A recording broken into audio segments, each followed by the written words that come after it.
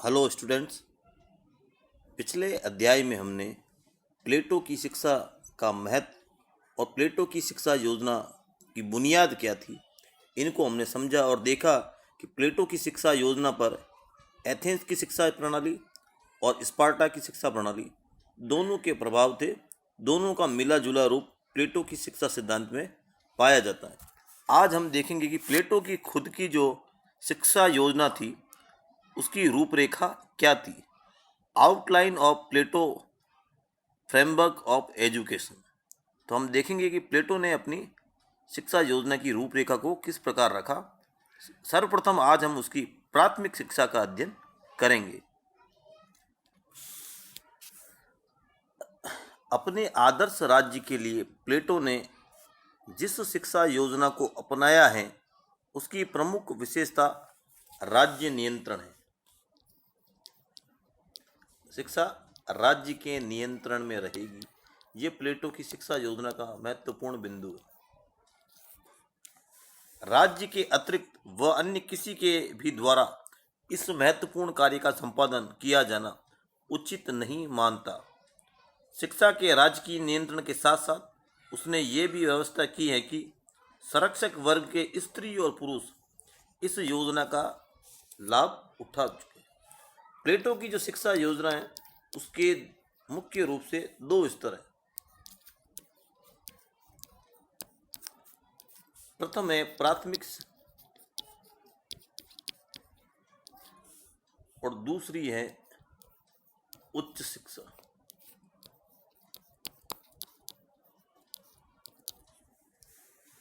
शिक्षा का इन दो स्तरों में वर्गीकरण विद्यार्थियों की उम्र तथा उनके वर्गों को ध्यान में रखकर किया गया है। तो आज हम प्रथम चरण या शिक्षा का प्रथम स्टेप, जिसको प्राथमिक शिक्षा नाम दिया गया है, प्राइमरी एजुकेशन, उसको समझने का प्रयास करते हैं। प्लेटो की प्रारंभिक शिक्षा 6 से लेकर 20 वर्ष तक की आयु के लोगों के लिए थी। इस शिक्षा का मुख्य उद्देश्य सामाजिकता का विकास करना। विद्यार्थियों में, छात्रों में सामाजिकता की भावना को विकसित करना इस शिक्षा का मुख्य उद्देश्य था। यह मुख्य रूप से भावनाओं द्वारा चरित्र निर्माण की शिक्षा थी। इमोशन के माध्यम से कैरेक्टर की एजुकेशन इसमें दी जा रही थी। चरित्र निर्माण पर बल दिया जाता था। इस शिक्षा के माध्यम से नागरिकों में शौर्य की भावना भरकर उन गुणों का विकास करना है जो देश की आवश्यकताओं के तथा सैनिकों के कार्य के अनुरूप हो। इसका उद्देश्य ऐसे नागरिकों को तैयार करना है जो सैनिक का भी कार्य कर सके,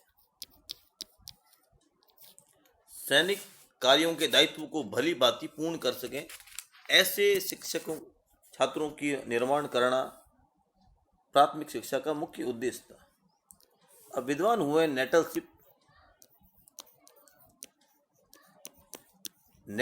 का कहना है कि इस प्राथमिक शिक्षा का उद्देश्य आत्मा को अच्छाई के अनेक काल्पनिक प्रकारों से, जिन्हें कि वो आगे चलकर तार्किक रूपों में जान लेगी, परिचित कराना होना चाहिए।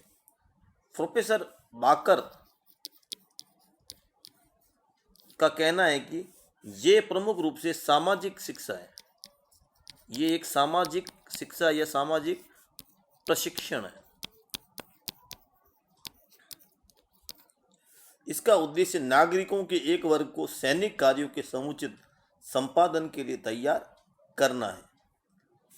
अपनी प्राथमिक शिक्षा के द्वारा प्लेटो शारीरिक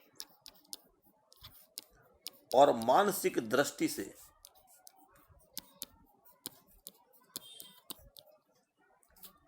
सबल सैनिक वर्ग के नागरिकों का निर्माण करना चाहता है।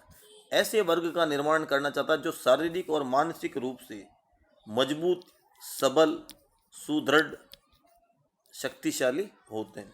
अतः प्राथमिक शिक्षा के पाठ्यक्रम जो सिलेबस था उसमें उन्होंने जिम्नास्टिक, व्यायाम तथा संगीत दोनों को शामिल किया। शारीरिक विकास के लिए व्यायाम और मानसिक विकास के लिए संगीत को शामिल किया गया। स्वयं प्लेटो ने लिखा है कि शरीर के लिए व्यायाम और आत्मा के लिए संगीत आवश्यक होता है। यहाँ ये जान लेना भी उचित होगा कि प्लेटो ने व्यायाम और संगीत शब्द का अर्थ व्यापक अर्थ में किया है, सीमित अर्थ या संकुचित अर्थ में वो नहीं लेता है।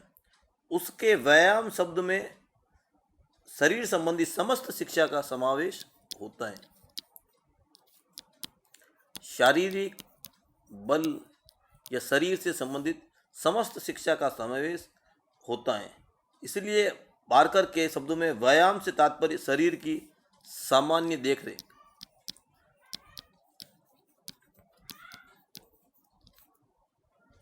It means the general care of the body.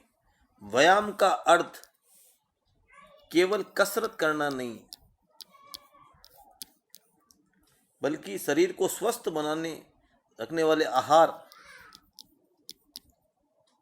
और चिकित्सा शास्त्र का ज्ञान भी इसमें शामिल है।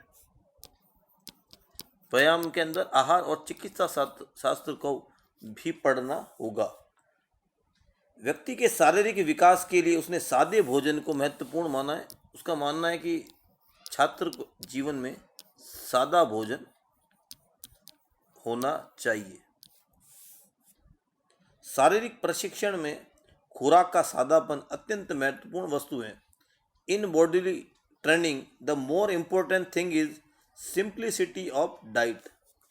प्लेटो अत्यधिक स्वादिष्ट और गरिष्ठ खाद्य पदार्थों को अनुचित मानता है। गरिष्ठ खाद्य पदार्थों को वो त्याग्य मानता है, इनको त्याग करना चाहिए। खुराक तथा कसरत के अतिरिक्त वह यह भी आवश्यक समझता था कि शरीर निरोगी रहे ताकि व्यक्ति को डॉक्टर के पास न जाना पड़े,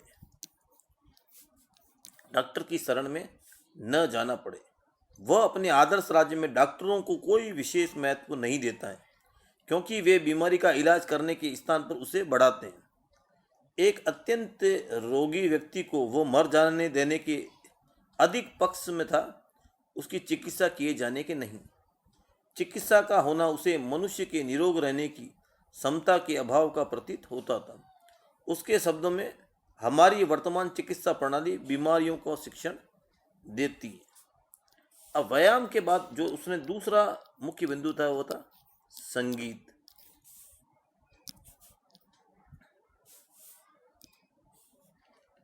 प्लेटो की दृष्टि में संगीत का भी जो अर्थ है वो व्यापक है। संगीत का अर्थ कोरी गान विद्या नहीं,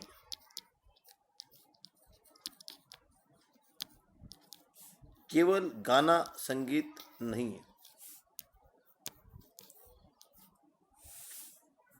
अपितु ये काव्य, साहित्य, गीत, नृत्य, मूर्ति इन सब में शामिल, इन सब का मिला जुला रूप।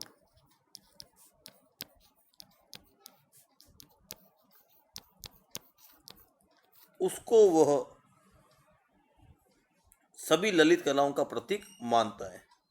यह मन के सामान्य प्रशिक्षण का मार्ग है। It is the way of the general training of mind. यूनानी भाषा में संगीत शब्द का अंग्रेजी के शब्द से विस्तृत अर्थ था। इसमें काव्य, संगीत में काव्य, गायन और नृत्य तीनों शामिल होते हैं। संगीत के एक अंग के रूप में प्लेटो ने साहित्य को अपनी प्राथमिक शिक्षा के पाठ्यक्रम में स्थान दिया है। वह साहित्य के मानव जीवन पर पड़ने वाले प्रभाव से पूर्ण रूप से परिचित था। अतः किस प्रकार की साहित्य की शिक्षा दी जानी चाहिए, इस प्रश्न पर उसने गंभीर रूप से विचार किया है।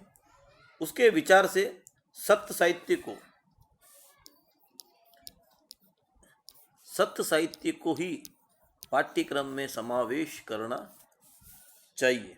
ऐसा काव्य जो देवताओं तथा ईश्वर के श्रेष्ठ चरित्र तथा महानता का चित्रण करता हो, पाठ्यक्रम में शामिल किया जाना चाहिए। धार्मिक तथा नैतिक शिक्षा का भी प्लेटो ने साहित्य के अंतर्गत ही समावेश किया है। संगीत का शिक्षण वह नागरिकों के लिए अत्यंत उपयोगी मानता था। संगीत एवं अन्य ललित कलाएं मनुष्य के मन को सुशिक्षित बनाती हैं, उसमें उत्साह तथा विवेक का विकास करती है। संगीत की शिक्षा पाया हुआ व्यक्ति सुंदर वस्तुओं की प्रशंसा करेगा, उनसे आनंदित होगा तथा अपनी आत्मा के विकास के पोषण के लिए उनको अपनी आत्मा से ग्रहण करेगा तथा इस प्रकार स्वयं भला और सुंदर बन जाएगा। पाठ्यक्रम में संगीत को सम्मिलित करते समय प्लेटो ने इस बात पर विचार किया कि संगीत के अंदर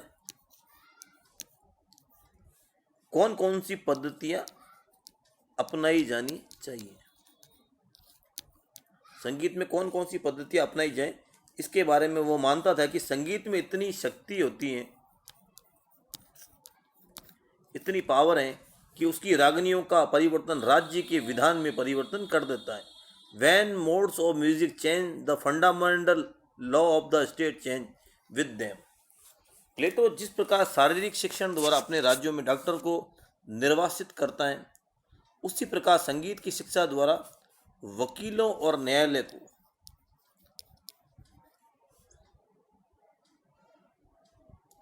न्यायालयों के बहिष्कार का पक्ष पाती है।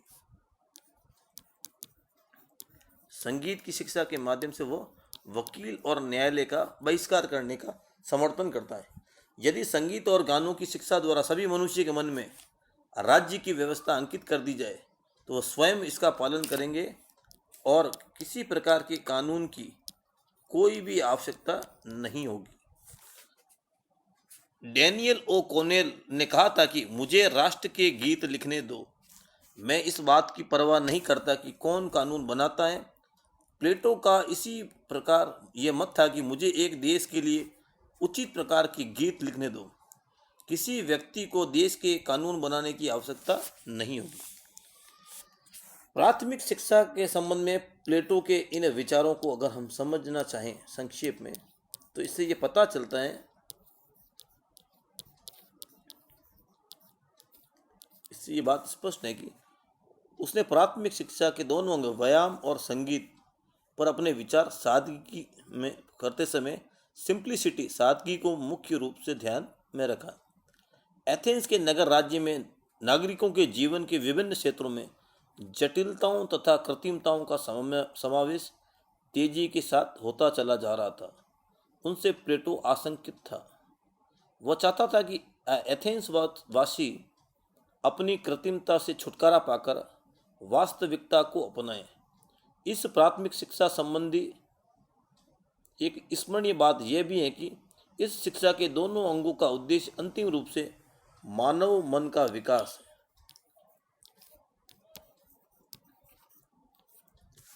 मानव मन का विकास है।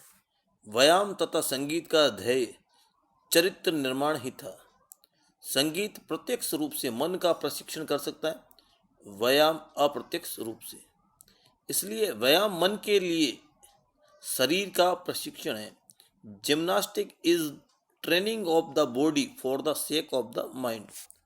व्यायाम तथा संगीत के समुचित संतुलन को प्लेटो श्रेष्ठ मानता है।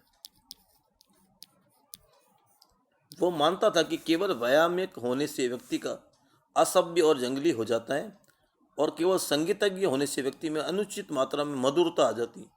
ये दोनों ही स्थितियां त्याज्य हैं, दोनों में संतुलन होना चाहिए। प्रारंभिक शिक्षा के बाद 2 वर्ष का 18 से लेकर 20 वर्ष व्यायाम और संगीत का प्रशिक्षण देने के बाद सैनिक शिक्षा दी जाएगी।